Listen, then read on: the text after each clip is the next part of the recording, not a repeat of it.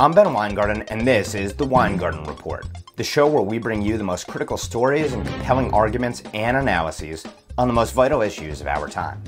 The Weingarten Report is brought to you by AMAC. In this week's episode, Biden's punishing of Americans like enemies while rewarding actual enemies.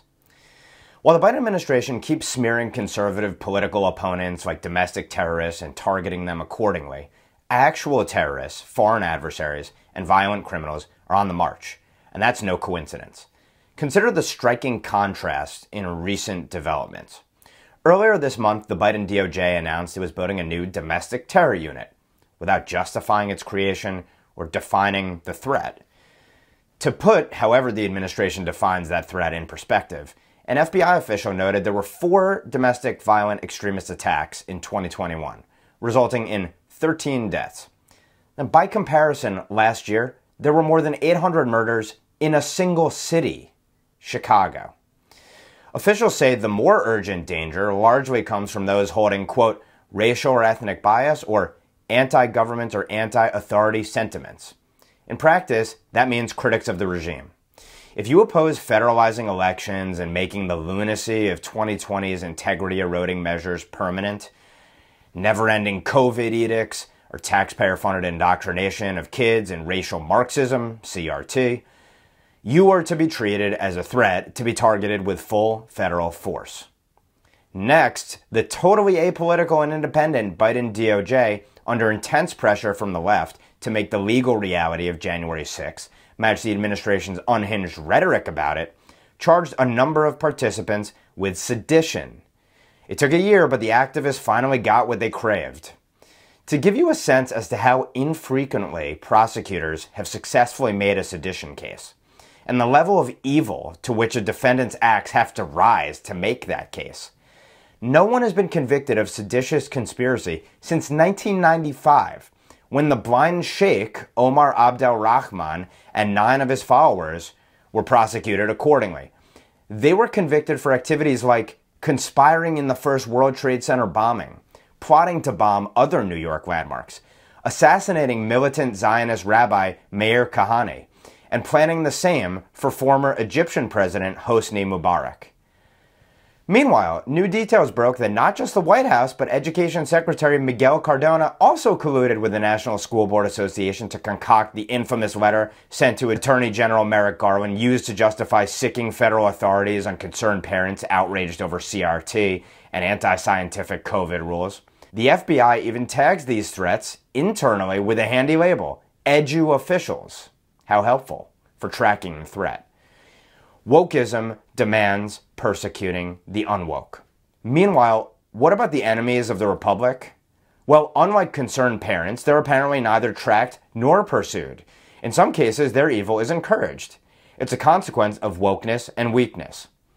So as the world now knows, a British Muslim of Pakistani descent flew to New York, made his way all the way to Texas, got to a synagogue, and once there, held a rabbi and several congregants hostage to try and free an imprisoned jihadist, Afia Siddiqui, aka Lady Al-Qaeda. The unsuccessful terrorist had a long rap sheet. He had a history of mental instability. He had previously expressed Islamist views and allegedly had terror ties, a background disturbing enough that MI5 investigated him. Any one of these issues should have prevented him from ever getting a visa to come to the United States, period, full stop. Yet he got here and traveled across the country virtually unimpeded. Maybe it's because President Biden pulled President Trump's executive order calling for enhanced vetting to target terrorists on day 1 of his administration. Or maybe it's because Biden's administration has diverted precious law enforcement resources to target wrong thinkers and forget about jihadists. Maybe it was just plain incompetence. We don't know yet. But the initial comments from FBI officials and the president gave insight into the administration's mindset. We do believe from our engagement with this subject that he was singularly focused on one issue and it was not specifically related to the Jewish community, but we're continuing to work to find motive and we will continue on that path. In terms of the resolution of the incident, the hostage taker is deceased. That was the FBI's original response. Got that? Well, you're literally Jefferson Davis for supporting voter ID. or you're a domestic terrorist because you're against vaccine mandates. The FBI doesn't want to jump to conclusions about what drove an Islamist who sought to free a virulent Jew-hating jihadist serving 86 years in prison to hold up a synagogue. Whatever could his motive have been? Either authorities didn't want to acknowledge that Jew hatred and jihadism go hand in hand, or the purging of training materials in jihadist ideology that took place during the Obama and Biden administration under then FBI Director Robert Mueller that would have told them as much has had its intended effect. Who pushed that jihadist training document purge? Well, the likes of unindicted co-conspirator in the largest terrorist financing case in U.S. history, Hamas-tied CAIR, the Council on American Islamic Relations, which, like the Texas terrorists, supports freeing Afia Siddiqui to this day. You can't make this stuff up. President Biden's initial response was equally, if not more, dumbfounding. We're talking about the President of the United States here. Take a look. Only later, after a major public outcry, did the FBI clarify, quote, "This is a terrorism-related matter in which the Jewish community was targeted." Thanks so much. That's your tax dollars at work. The administration had already, of course, made its message crystal clear.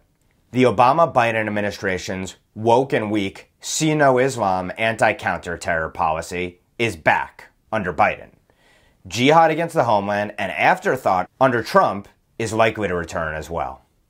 That same woke and weak posture extends across the world. The Biden DOJ recently dropped a case against an MIT professor accused of hiding his China ties while applying for a federal research grant. The professor's indictment indicated he had held numerous positions, quote, designed to promote the PRC's technological and scientific development, often in exchange for financial compensation, including acting as an overseas expert for the PRC government and serving as a member of at least 2 PRC talent programs. Prosecutors reportedly dropped the case because the grantor didn't believe Mr. Chen, this professor, had an obligation to disclose the posts at the time, and didn't believe it would have withheld the grant if it had known about them. This isn't the only case the Biden administration has dropped like this. Last summer, prosecutors nixed several visa fraud cases against visiting researchers alleged to have hid their affiliations with the Chinese military. And last fall, as Xi Jinping demanded, prosecutors signed a sweetheart deal with Meng Wanzhou, the detained CFO and daughter of Huawei's founder, releasing her to China. In exchange for admitting to a series of lies she had previously denied regarding Huawei's alleged sanctions-busting work in Iran, for which she had faced substantial charges, Meng was let off scot-free. Every case should be judged on its own merits, but these drop prosecutions have to be seen as signs of weakness or at very minimum rank incompetence by Beijing.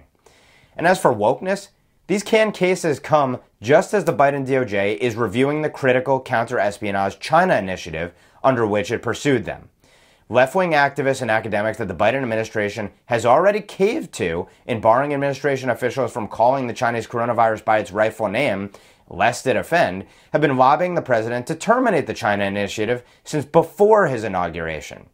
And since I mentioned Iran, the Biden administration continues its desperate headlong pursuit of an Iran deal 2.0 that will only further appease the world's leading state sponsor of terror by promising to ease sanctions that will fill the regime's coffers, aiding, abetting, and enabling the malocracy, its terror, and nuclear ambitions. And it's pressing for this deal despite a direct call from Iran's president for revenge on former President Donald Trump and Secretary of State Mike Pompeo for taking out the architect of Iranian terror, Qasem Soleimani. There's a China link here, too. It's no coincidence that Tehran and Beijing have been engaging in substantially more illicit business over the last years, particularly around oil sales.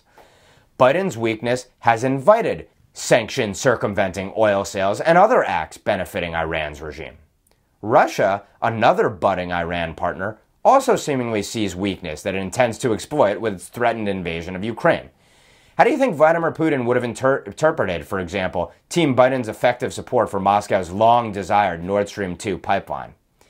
To tie a bow on all this, Senate Democrats just used the Jim Crow filibuster for the benefit of the Biden administration that wants to obliterate it, to block sanctions on the vital Russia-Germany energy pipeline.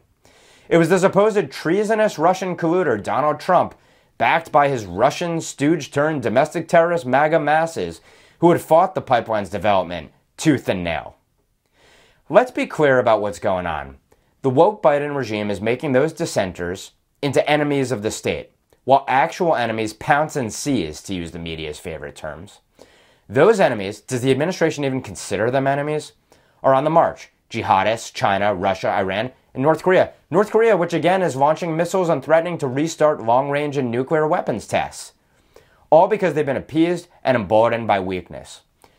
Wokeism actually calls for appeasement. America's evil justifies our enemy's aggression. Justice and equity demand redistributing global power to the oppressed. And we're seeing the danger of wokeness and weakness every day here in America too. Violent criminals across our cities roam free thanks to the anti-police, anti-policing efforts that flowed from the post-George Floyd woke anti-cultural revolution. In fact, that's when the massive uptick in violent crime in this country began. For the cause of social justice, the law-abiding must suffer the rampant injustice of facing threats to life and limb in their day-to-day existence. Murderers at home, like murderers abroad, do not fear facing any consequences for their actions. Our national security is under threat. But it's not from those who disapprove of Joe Biden. It's from Biden's wokeness and weakness.